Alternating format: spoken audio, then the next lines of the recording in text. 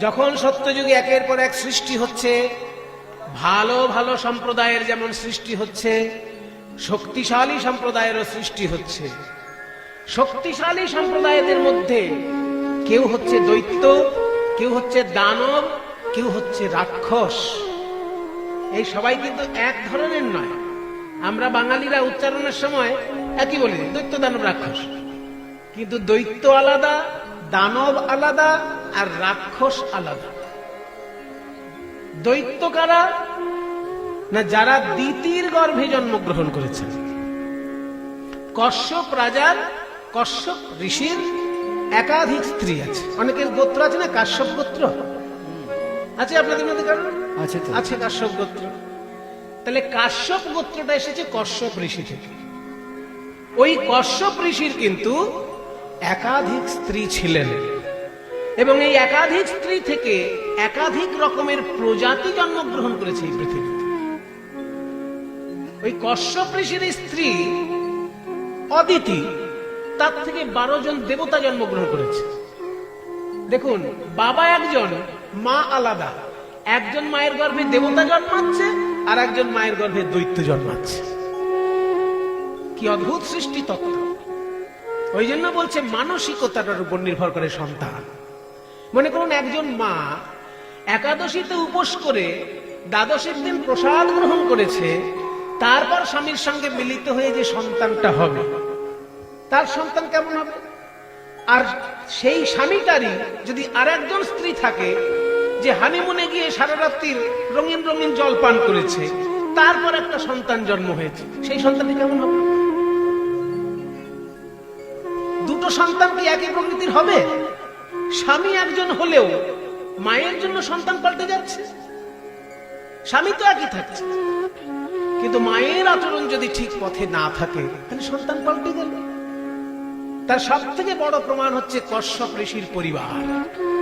এই কশ্যপ ঋষির এক স্ত্রীর গর্ভে জন্মাচ্ছে 12 জন দেবতা, যাকে আমরা একসঙ্গে দ্বাদশাদিত্য বলে দিই। দ্বাদশাদিত্যের দুটো অর্থ হয়, এক হচ্ছে সূর্যের 12টি রূপ, আর আরেকটি অর্থ হচ্ছে 12 জন অদিতির পুত্র। অদিতির পুত্র বলে আদিত্য, আর দিতির পুত্র বলে দৈত্য। সোজা বাংলা ব্যাকরণ। দিতির পুত্র তাই দৈত্য, আর অদিতির পুত্র তাই আদিত্য।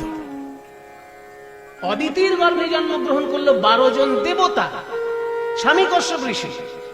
আবার দিতির গর্ভে জন্মগ্রহণ করলো 2 জন দৈত্য, স্বামী কিন্তু সেই কশ্যপ ঋষি। অদ্ভুত ব্যাপার। সেই জন্য কশ্যপ ঋষির পরিবারটা খুবই একটা মারাত্মক পরিবার এই সৃষ্টি তত্ত্বের ক্ষেত্রে। তার মধ্যে 2টি পুত্র যে জন্মগ্রহণ করলো, একটি ছেলের নাম হলো হিরণ্যাক্ষ, আরেকটি ছেলের নাম হলো হিরণ্যকশিপু। বাবা কশ্যপ, মা দিতি। জন্মগ্রহণ করলো হিরণ্যাক্ষ আর হিরণ্যকশিপু। এই 2 পুত্র জন্মগ্রহণ করলো। কেন জন্মগ্রহণ করলো তারও একটা ইতিহাস আছে। কেন দৈত্যরূপে জন্মগ্রহণ করতে হলো, ঋষির বংশে দৈত্য কেন জন্ম নিল, এরও একটা ইতিহাস আছে। ইতিহাসটা ঘটেছে আরো আগে বৈকুণ্ঠে। বৈকুণ্ঠ, গোলক আর স্বর্গ, এগুলো সব কিন্তু এক জিনিস নয়। এই চুলচেরা বিচারগুলো আমাদের মাথার মধ্যে কিন্তু থাকা দরকার।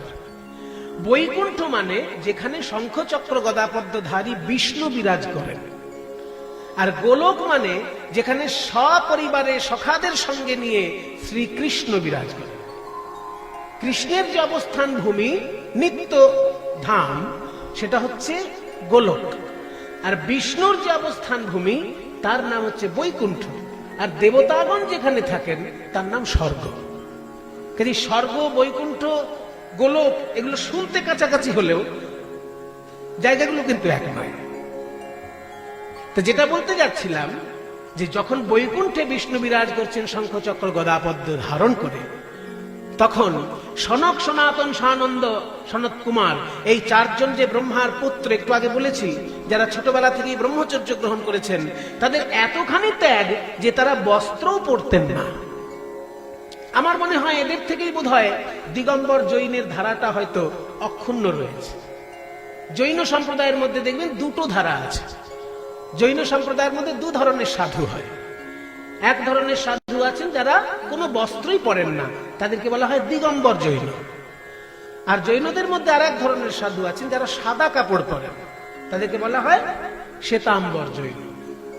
তাহলে আমরা দেখেছি যে ত্যাগের যখন শেষ শিখরে পৌঁছে যায় কেউ, তখন সে কাপড়টাও পরে না।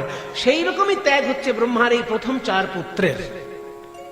তারা বস্ত্র পরিধান করতেন না এবং তাদের দেখতে 5 বছরের শিশুর মতো। বয়সে তারা হয়তো 100, 200, 1000 বছর বয়স হয়ে গেছে, কিন্তু দেখতে তাদের 5 বছর ছেলেরই মতো শরীরের গঠন। এবার ওই বস্ত্র না পরে যখনই বিষ্ণুর কাছে দেখা করতে এসেছেন, তখন বিষ্ণুর দরজায় 2 জন দারোয়ান ছিলেন, একজনের নাম জয়, একজনের নাম বিজয়। তারা সঙ্গে সঙ্গে দরজা আটকেছে, দাঁড়াও, কে তোমরা? ছোট ছোট বাচ্চা ছেলে, এরকম ভাবে ধুলো খেলা করতে করতে চলে এসেছো নারায়ণের কাছে? হে জয়, হে বিজয়, আমরা 4 জন কেউই বাচ্চা ছেলে নই, আমাদের দেখতে বাচ্চা ছেলের মতো, কিন্তু আমরা 4 জন হলাম ব্রহ্মার পুত্র। আমরা আবাল্য ব্রহ্মচারী, আমরা ভগবান বিষ্ণুর দর্শন প্রার্থী। আহা, ভগবান বিষ্ণুর দর্শন প্রার্থী, জামা কাপড় থাকবে না গায়ে? কোন কোন ক্ষেত্রে জামা কাপড় না থাকাটাই ভালো।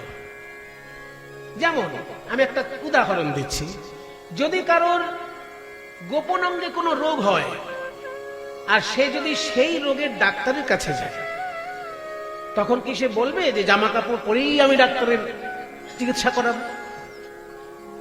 যদি অতিরিক্ত লজ্জা হয়, ডাক্তার তখন বলবে ওকে অজ্ঞানের ওষুধ দে, ইনজেকশন দে, অজ্ঞান হোক, তারপর আমি ওর চিকিৎসা করি। তাহলে সব ক্ষেত্রে লজ্জা চলে না। কোন কোন ক্ষেত্র আছে যেখানে লজ্জার কোনো প্রয়োজন হয় না।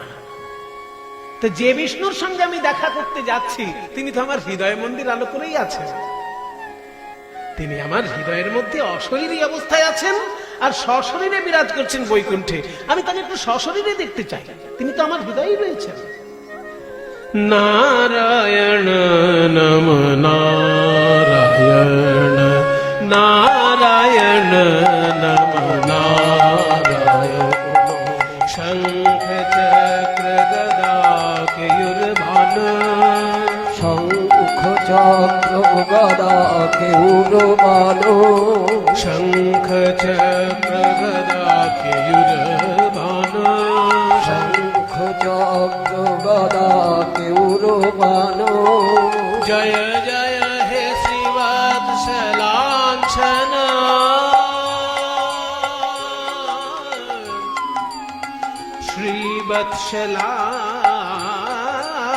শ্রীবৎসলাঞ্ছন, শ্রীবৎসলা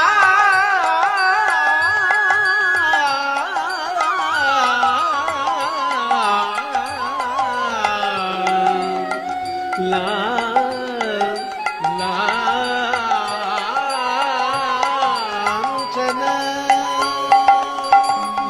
জয় জয় শ্রীবৎসলাঞ্ছন, জয় জয় জয় শ্রীবৎসলাচল, জয় জয় হে পিতবাসন, হে নারায়ণ,